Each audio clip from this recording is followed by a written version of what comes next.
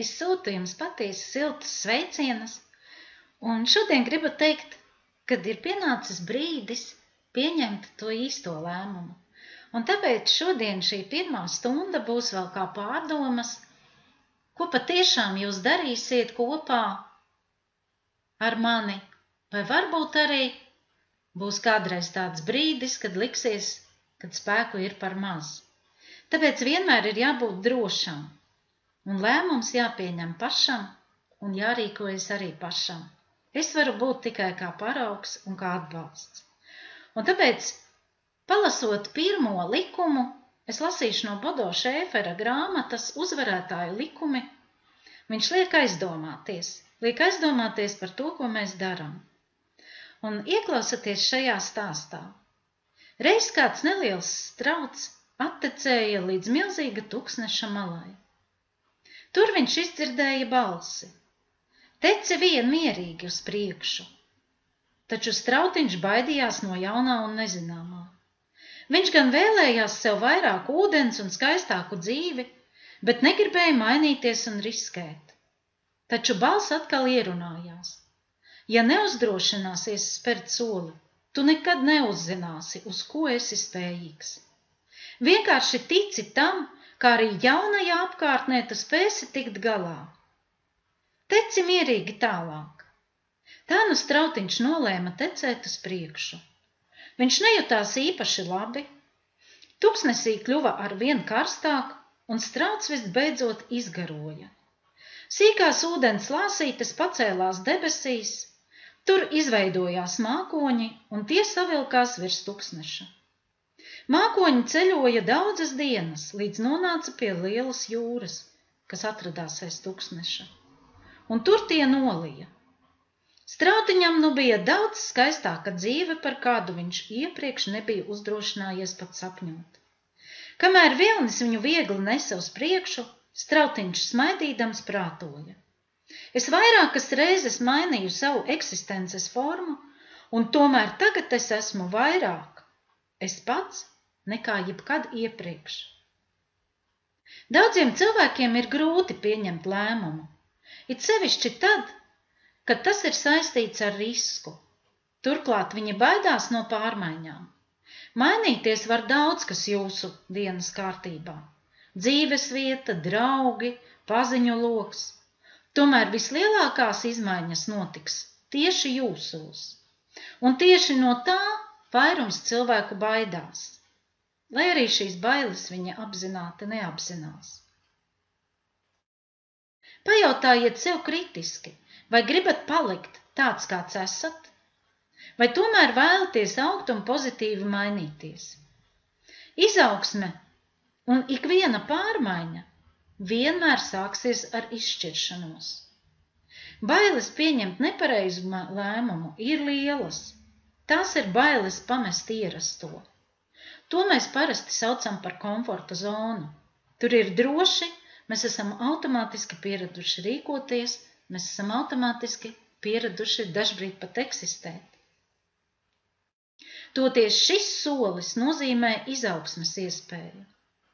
Un šī ir katra cilvēka liela iespēja, ko es caur savu ideju, caur savu nākotnes mērķi, aicinot jūs manā komandā, gribu jums dot.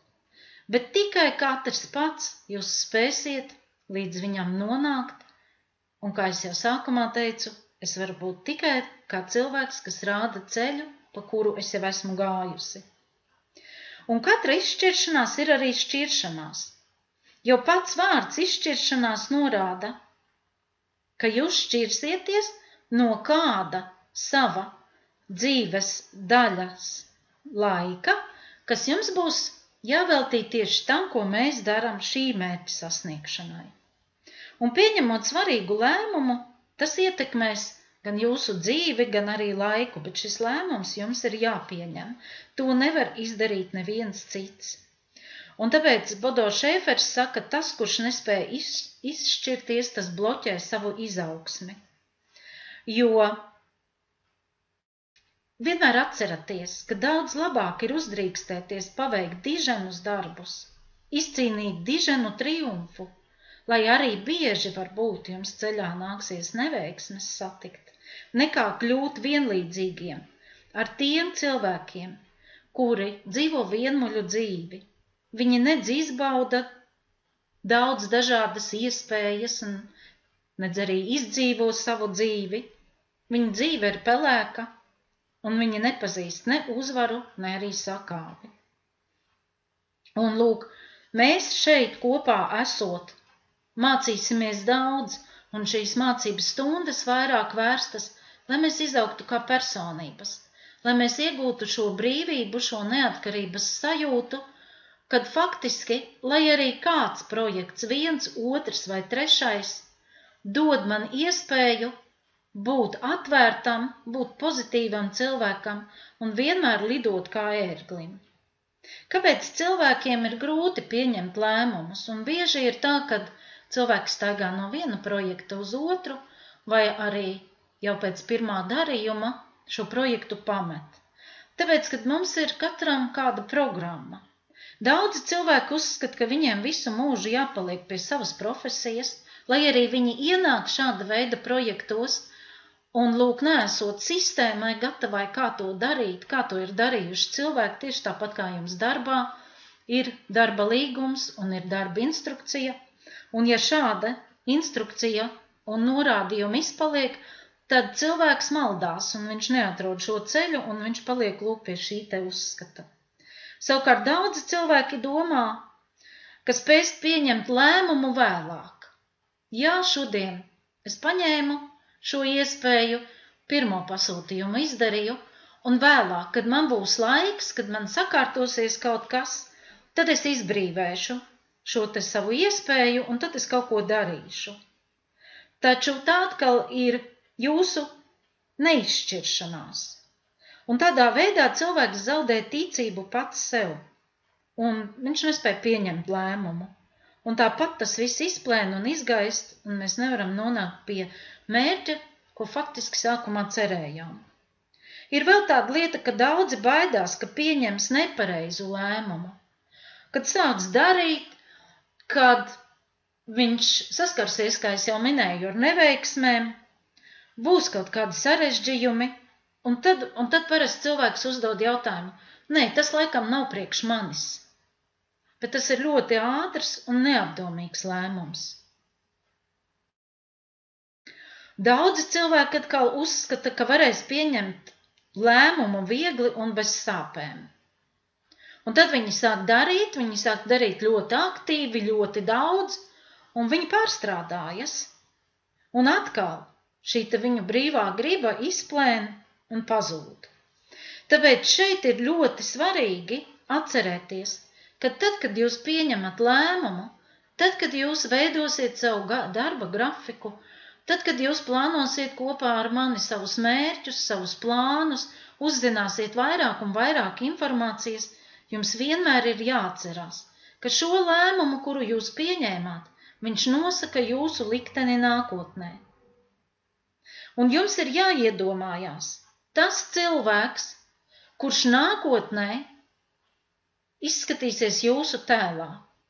Jo katrā ziņā būt pārliecinātam par to, ka to, ko jūs šobrīd darat, tas var aizvest jūs pie kaut kā labāka, droši vien būs naivi cerēts. Jo gluži otrādi, ar katru dienu situācija pasliktinās un risks aizvien vairāk un vairāk pieaug, kad zūd gan veselība, gan motivācija, gan arī pieaug konkurence. Un tāpēc, lūk, iemācoties šādas lietas, kaut lēnu, soli pa solim, katram tas ir atšķirīgi. Dažam tas ir 1 gada garumā, dažam tas ir 2, dažam 5 un dažam pat 10 gadu garumā. Bet jūs iegūstat fundamentu, uz kura tad kopā strādāt, jo šeit, redzat, mums ir jāmaina absolūta domāšana. Šeit mēs strādājam kopā, bet mēs faktiski esam ieprogrammēti būt konkurenti, strādāt atsevišķi, vienmēr domāt un konkurēt ar otru cilvēku un būt labākam. Bet šeit mēs esam visi vienādi, un šeit mums jābūt ir vienotam spēkam un visu laiku jādomā, kā palīdzēt, konkrēti kā es domāju par jums, kā palīdzēt jums pārkāpt to soli pakāpienu pa pakāpienam, lai jūs nonāktu pie tā, ko mēs sākumā bijām cerējuši. Un tāpēc es šodien uzdošu uzdevumu jums, ka paņemiet papīra lapu, un tas ir pirmais uzdevums pirms mērķu nospraušanas, un rakstiski atbildiet sev uz šādiem jautājumiem. Kas es gribu būt pēc 5 gadiem? Kāpēc 5 gadi? Tāpēc, ka tas ir ilgtermiņš. Arī biznesa plānā maksimums mēs parasti plānojam tālāk, jo pēc tam, protams, mēs plānosim nedēļai, mēnesim, gadam, bet jums jāredz ilgtermiņā. Arī ilgtermiņā jūs varat paskatīties, ja jūs, teiksim, paliksiet turpat, kur jūs esat. Kādi tad būs jūsu apstākļi un kas jūs būsiet pēc 5 gadiem? Otrs jautājums. Ko es gribu darīt pēc 5 gadiem? Ja jūs paliekat situācijā, kurā jūs šobrīd esat, tad arī uzdodat jautājumu, vai jūs varēsiet to pašu darbu veikt pēc 5 gadiem, vai uzņēmums eksistēs pēc 5 gadiem, un vai jums būs tik daudz spēki. Savukārt, ja kopā mācīsimies, tad šeit arī ir mērķi, uz ko mēs ejam, un tos mēs kopā nospraužam. Ko jūs darīsiet pēc 5 gadiem? Nākamais jautājums. Kam jābūt manā īpašumā pēc 5 gadiem? Šeit var būt dažādas lietas. Protams, jūs varat domāt arī par to, ka patiešām jums vajag kaut kādas materiālās vērtības, jums varbūt vajag dzīves vietu iegādāties, varbūt jums vajag automašīnu nomainīt, bet varbūt arī jūsu īpašumā būs ļoti liela zināšanu bagāža. Arī tas var būt, un 5 gadu garumā, ticiet man, jūs būsiet spējīgi analizēt informāciju, analizēt dažādas dzīves situācijas, izprast arī to, kas notiek ar jūsu veselību, ar jūsu attiecībām, ar jūsu ģimeni un ar jums pašiem. Tā kā šeit arī var atbildēt dažādi. Un pēc tam lēmumu, ko tad darīsim un kādā veidā mēs kopā strādāsim, tad mēs viņu balstīsim uz šiem te mērķiem. Un jums jāsaprot, kad ir jābūt gatavam šķirties no visa tā, kas jums šobrīd traucē, lai atrastu laiku, kad jūs to darīsiet, jo tāds aizbildinājums ir visiem, ka man darba slodze ir tik liela, ka absolūti nav laika, bet mēs viņu pameklēsim un atradīsim, jo droši vien vai nu kādā brīdī jūs vienkārši laiku notriecat bezmērķīgi, vai arī būs kaut kādas lietas, kas gluži pretēji varbūt šobrīd jūsu dzīves kvalitāti pasliktina, un mēs viņus pamainīsim un ieliksim tur lūk šos te veicamos uzdevumus. Bet šādā te veidā kopā plānojot, jūs iegūsiet to savu brīvību, to savu neatkarību un sapņu piepildījumu. Katram tas ir pavisam savādāks. Šodien ar šo video es mūsu stundu beigšu. Es esmu priecīga un pateicīga par to, ka jūs vismaz tik tālu jau esat un cerībā, ka mums viss izdosies. Tiksimies jau nākamajā video.